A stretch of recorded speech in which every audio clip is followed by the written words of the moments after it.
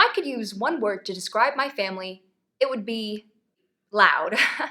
I have a small family, but we make a lot of noise when we are all together. I have a younger brother, and we live with our parents. Our grandparents also live nearby.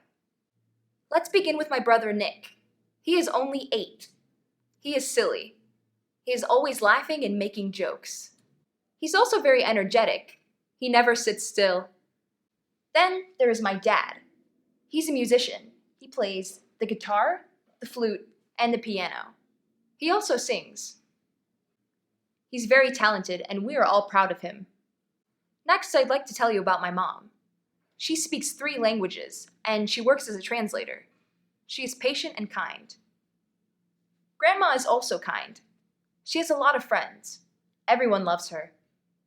Lastly, there is Grandpa. He is 60, but he looks younger. He is healthy and fit. He loves to ski in winter. He's a great cook, too. We often have dinner at Grandma and Grandpa's house. Now you know a few things about my family. We are all close and we love each other very much.